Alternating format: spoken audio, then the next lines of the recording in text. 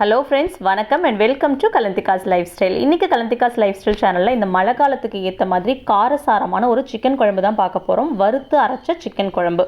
இது இட்லி, தோசை, சப்பாத்தி, சாதம் எல்லாத்துக்குமே ரொம்ப சூப்பராக இருக்கும். நல்லா ஸ்பைஸியாக இருக்கும். எப்படி செய்கிறதுன்னு பார்க்கலாம் வாங்க. இந்த ரெசிபி செய்கிறதுக்கு 3/4 கிலோ சிக்கன் எடுத்து மஞ்சத்தூள், உப்பெல்லாம் போட்டு நல்லா வாஷ் பண்ணி எடுத்து வச்சுருக்கிறேன். நீங்கள் நாட்டுக்கோழிலையும் இதே மெத்தடில் தாராளமாக செய்யலாம். இப்போ ஒரு மசாலா ரெடி பண்ண போகிறோம். ட்ரை ரோஸ்ட் தான் பண்ணணும். ட்ரை பேனில் 2 ஸ்பூன் மல்லி, நான் எல்லாம் ஒரே ஸ்பூனில் தான் மெஷர் பண்ண போகிறேன். 3 காஞ்ச மிளகாய், 1/2 ஸ்பூன் சீரகம், 1/2 ஸ்பூன் சோம்பு, 1/4 ஸ்பூன் மிளகு, ஒரே ஒரு ஏலக்காய், ஒரு நட்சத்திர சோம்பு, கொஞ்சம் கல்பாசி, 4 கிராம்பு, சின்ன சின்ன துண்டு பட்டை 4. இதையெல்லாமும் அந்த மல்லி சீரகத்துக்கூடயே சேர்த்து ட்ரை ரோஸ்ட் பண்ணுங்கள். கூட ஒரே ஒரு கொத்து கருவேப்பிலையும் உருவி இதில் போட்டுக்கோங்க. எண்ணெய் ஊற்றி வறுக்கக்கூடாது. வறுத்தா அரைப்படுறவ பிசு பிசுன்னு ஒட்டிக்கும். நல்லா மொறுமொறுன்னு அரையாது. இந்த மாதிரி லோ ஃப்ளேமில் வச்சு நல்லா மணம் வர அளவுக்கு வறுத்து எடுத்து வச்சு ஆற வச்சுருங்க. இந்த மசாலா தான் ரொம்ப முக்கியமான மசாலா.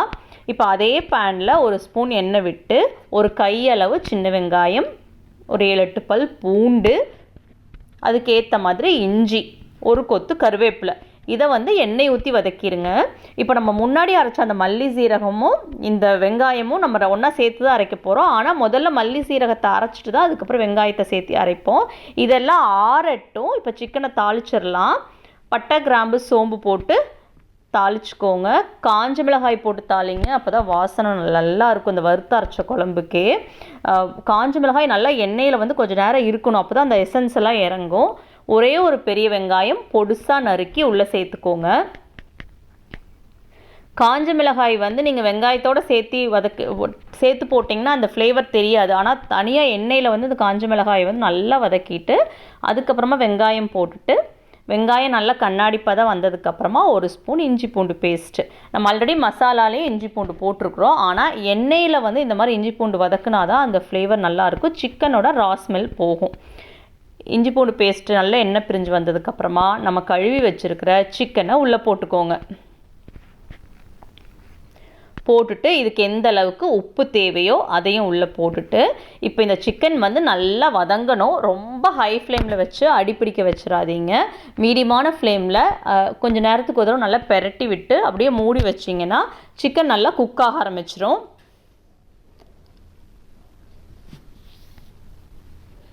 நல்லா பெரட்டி விடுங்க. உப்பு பார்த்து சேர்த்துக்கோங்க. டவுட்டாக இருந்தால் கடைசியில் நீங்கள் டேஸ்ட் பார்த்துட்டு கூட ஆட் பண்ணிக்கலாம். இப்போ 2 தக்காளியை இந்த மாதிரி நல்லா பேஸ்ட்டாக அரைச்சி உள்ளே ஊற்ற போகிறேன். மசாலா கிரேவிக்கு பார்த்தீங்கன்னா நீங்கள் தக்காளி அப்படியே போடுறப்போ உங்களுக்கு தோல் தோலாக வரும். அதனால் இந்த மாதிரி அரைச்சி ஊற்றிட்டிங்கன்னா நல்லாயிருக்கும். ஒரு ஸ்பூன் மஞ்சத்தூளும் போட்டு இப்போ அந்த தக்காளி பேஸ்ட்டோட சிக்கனை மறுபடியும் ஒரு முறை நல்லா பெரட்டி விடுங்க. பெரட்டி நல்லா விட்டுட்டு எல்லா பக்கமும் நல்ல தக்காளி மசாலா மிக்ஸ் ஆகிற மாதிரி மேலே ஒரு மூடி போட்டு அப்படியே வேக வச்சுருங்க. இப்போ நமக்கு மசாலா ஆறிடுச்சு. ஃபஸ்ட்டு நம்ம இதெல்லாம் ட்ரை ரோஸ்ட் பண்ணணுமோ அதை மட்டும் மிக்சியில் போட்டு ஒரு பவுட்ரு பண்ணிடுங்க. அதுக்கப்புறமா வெங்காயம், இஞ்சி பூண்டு போட்டு நல்லா கெட்டி பேஸ்ட்டாக அரைக்கணும். அம்மி செக்கில் எப்படி நல்லா கெட்டியாக அரைப்பாங்களோ அந்த மாதிரி கெட்டியாக அரைக்கணும். இதுதான் அந்த ஃப்ளேவர் ரொம்ப நல்லாயிருக்கும்.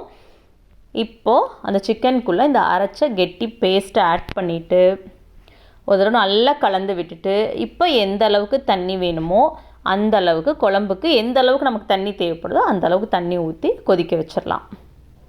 இது நல்ல ஸ்பைஸியாக இருக்கும். கரம் மசாலாவும் நம்ம லிமிட்டடாக தான் போட்டிருக்கிறோம். எல்லாமே ரொம்ப அளவாக போட்டிருக்கிறோம். அதனால் அந்த ஃப்ளேவர் ரொம்ப நல்லாயிருக்கும். நல்லா ஸ்பைஸியாகவும் இருக்கும். நல்லா இந்த மழை காலத்துக்கு இது நல்ல சாதம் இல்லைன்னா பரோட்டாக்கும் ரொம்ப சூப்பராக இருக்கும். சப்பாத்தி, தோசை, இட்லி எல்லாத்துக்குமே ரொம்ப சுருக்குன்னு சாப்பிடணும்னு போல் இருக்குது மழை காலத்துக்கு அப்படின்னு சொன்னீங்கன்னா சூப்பராக இது ரெசிபி ரொம்ப நல்லாயிருக்கும். நல்லா தளதளன்னு கொதிச்சு வருது. சிக்கன் முதல்லே நல்லா வெந்துருச்சு. நம்ம மசாலா ஊற்றுனதுக்கப்புறம் நல்லா தளதளன்னு கொதிச்சு வந்தது பாருங்கள். இப்போ நல்லா வெந்து அப்படியே விட்டு வர ஆரம்பிச்சிருச்சு. இந்த மாதிரி மட்டன் குழம்பு சிக்கன் குழம்பு என்ன பண்ணாலுமே கடைசியாக வந்து கொஞ்சம் தாளிச்சு உள்ளே கொட்டுறப்ப அந்த ஃப்ளேவர் வந்து ரொம்ப நல்லாயிருக்கும். அது வந்து நான் எப்போவுமே என்னோடய ரெசிபி எல்லாமே நான் ஃபாலோ பண்ணுவேன் அதே மாதிரி தான். இப்போ இதில் வந்து கடைசியாக நல்லெண்ணெயில் ஒரு தாளிப்பு மட்டும் கொடுத்துடலாம். நல்லெண்ணெயில் ஒன்றுமே இல்லை, கடுகு, காஞ்ச மிளகாய், கருவேப்பிலை, நல்ல ஸ்பைஸியாக இருக்கிற குழம்புக்குள்ளே கொஞ்சம் இந்த மாதிரி நல்லெண்ணெய் ஊற்றி நீங்கள் தாளித்து கொட்டுறப்போ அந்த ஸ்பைசி வந்து கொஞ்சம் ரொம்ப ஜாஸ்தி ஸ்பைசினஸ் இல்லாமல் அந்த எண்ணெயோடு சாப்பிட்றப்ப ரொம்ப நல்லாயிருக்கும். ஸோ ரொம்ப சூப்பராக ஒரு வறுத்து அரைச்ச சிக்கன் குழம்பு செஞ்சு முடிச்சிட்டோம். இது வந்து ரைஸு, சப்பாத்தி, தோசை, இட்லி எல்லாத்துக்குமே ரொம்ப சூப்பராக இருக்கும். நீங்கள் வந்து நல்லா கெட்டியாக வேணும் அப்படின்னா இன்னும் கொஞ்சம் நேரம் கூட நீங்கள் ஸ்டவ் மேலே வச்சிங்கன்னா குழம்பு வந்து இன்னும் கொஞ்சம் திக்காயிரும். ஸோ இப்போ இது நம்ம இட்லி தோசைக்கெல்லாம் சாப்பிட்றப்போ இந்த மாதிரி இருந்தால் ரொம்ப நல்லாயிருக்கும். கண்டிப்பாக இந்த மெத்தடில் நீங்கள் வறுத்து அரைச்ச சிக்கன் குழம்பு செஞ்சு பார்த்துட்டு எப்படி இருந்துச்சு அப்படிங்கிற கமெண்ட்ஸும் என் கூட ஷேர் பண்ணிக்கோங்க. கலந்திகாஸ் லைஃப் ஸ்டைலோடைய இன்ஸ்டாகிராம், ஃபேஸ்புக்கும் ஃபாலோ பண்ணுங்கள். தேங்க்ஸ் ஃபார் வாட்சிங் கலந்திகாஸ் லைஃப் ஸ்டைல் பேஜ். இனி ஒரு வீடியோவில் நான் உங்களை மீட் பண்ணுறேன். பாய்.